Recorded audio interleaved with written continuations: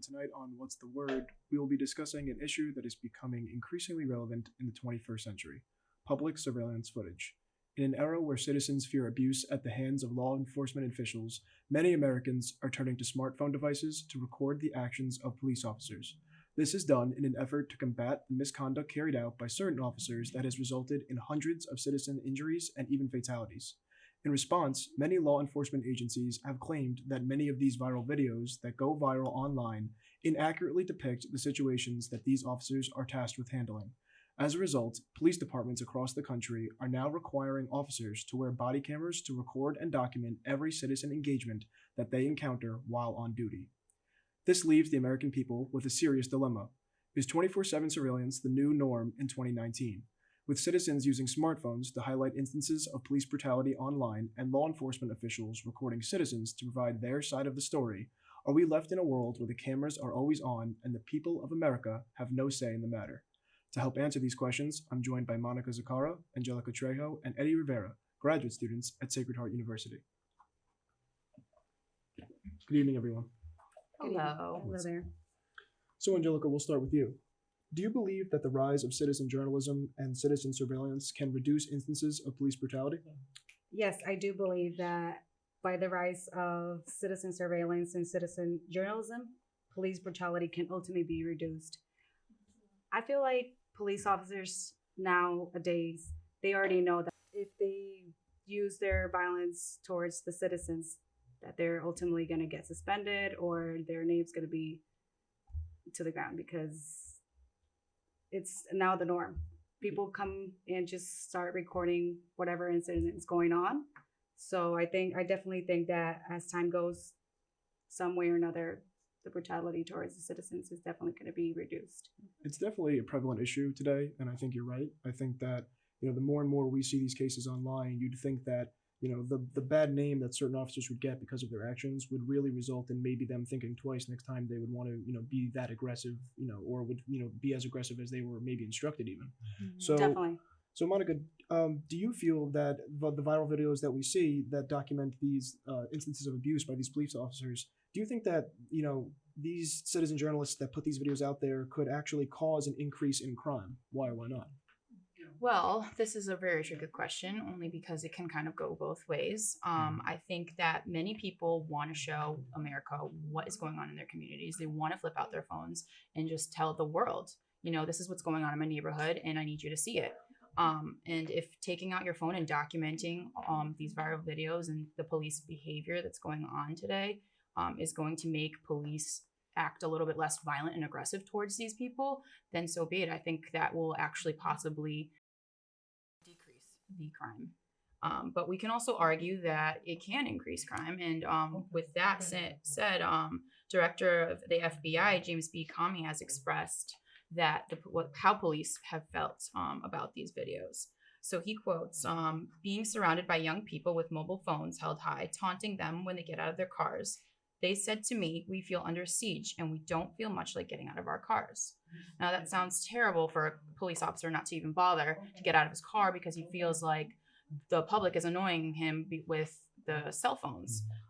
So if we get a partial video just showing the citizen's viewpoint, we only get one side of the story. And I guess that's not fair, to the police officer's side.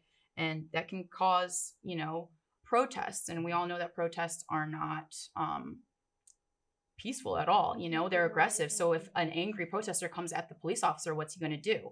He's going to have to use force in order to protect. That's his sole purpose of his job. So if he needs to use force and needs to push people out of the way, that's going to cause crime.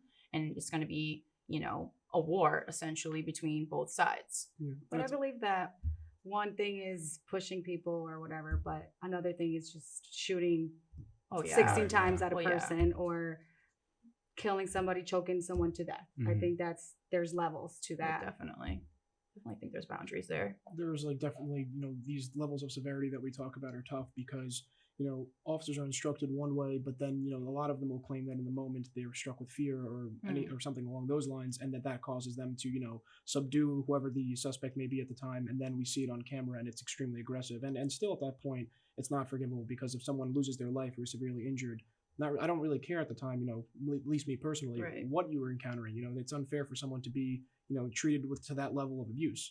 Hmm. But I also understand, like you said, like some officers feel like they're under attack, like they're under siege, and that they can't do their jobs correctly without, someone pointing a camera in their face. So it is a double-edged issue for sure. Hmm. So Eddie, turning to you, I mean, this issue of police brutality is not a new one. I mean, this one Absolutely. extends back, decades in this country's Mhm. history. So, with that being the case, why do you think it took until the 2014 shooting of Michael Brown in Ferguson, Missouri, specifically, for the issue of filming police officers to be so widespread? Yeah, like you said, this has been going on for decades. But I mean, if you think about it, things are more accessible now. The world is literally in your pocket. Somebody in the early 1990s wasn't going to put out a video camera and record a situation going on. Now they can do it easily off their phones. Social media and the rise of Instagram, Twitter, Snapchat, all those three platforms has made it easier to share these events that's going on. So if something's going on live and in the current, you can easily figure out where it's going on, what's happening, and it reaches a bigger audience than it had in the past. So I think that's where the bridge and popularization happened. Absolutely. So I think we can all kind of speak to that level of accessibility, even not on this issue. The way we consume information is so much quicker, and when things like this unfortunately happen, we find out almost instantaneously. Whereas before, at least when I was younger, growing up, when I didn't have access to a smartphone device, it would be on the news maybe one day, and maybe I wouldn't even hear it at all.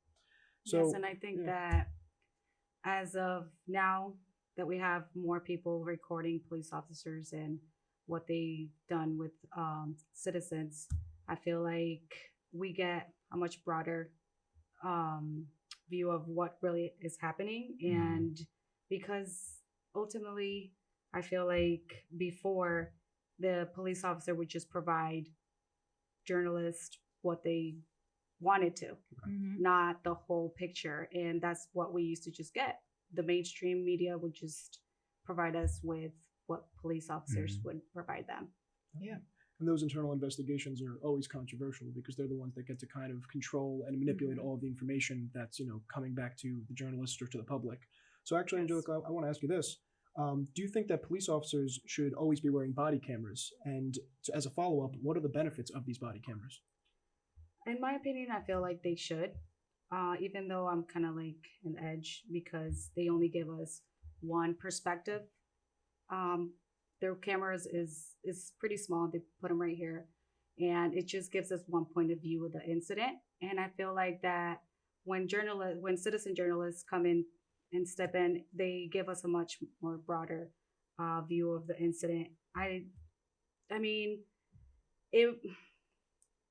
it does help, but ultimately, I feel like this is not the right solution. If police officers are going to be aggressive towards citizens, even if they do have the cameras, they're supposed to be used for more credibility towards them. I feel like it's more for them than for the citizens. And I think that I honestly think that this is not going to be not going to solve the problem of police brutality. And No, but I think it's also going to hold people accountable for their Absolutely. actions. absolutely, absolutely. They're going to be more aware. I feel like police will be officers aware. should be more aware of what they're doing because they're getting recorded. But that's not always the case. They're going to do what they're going to have to do. I Yeah. mean, sometimes they just say, screw it. Like, there's a camera on me. I'm just going to Go ahead do and what's it. right in the situation, because whatever is right. They're in power, and Yeah. they feel like they could do whatever they want at times. But I think those videos are absolutely vital because it's evidence. I mean, Yes. when we look back at the Laquan McDonald case where he got shot 16 times, I mean, there was 3 other officers that had dash cams. However, the only one that was running that we saw was the officer that shot him. So, I mean, we have proof that he killed him and he wasn't actually lunging at the officer like he claimed. So, I mean, we have evidence that the officer was guilty as well. But So. like the cameras, you don't know where the footage is being sent to or what. Maybe it's edited or maybe it's not. And We don't the even get to see it. Yeah, Yeah. the public is questioning that. That's another whole issue there. Yeah. But Sure.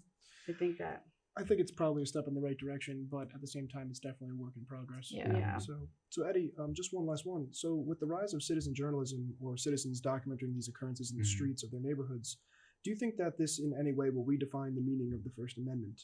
Or maybe should the amendment be revised itself? I mean, I think it's already started, to be honest. If you look at any of these cases, especially with the body cam, and a police officer says, stop recording, don't record, it's legal, whatever the case may be, they're already trying to tell us what we can and cannot see, can and cannot shoot. And at the end of the day, people are just doing their job the same way a police officer is.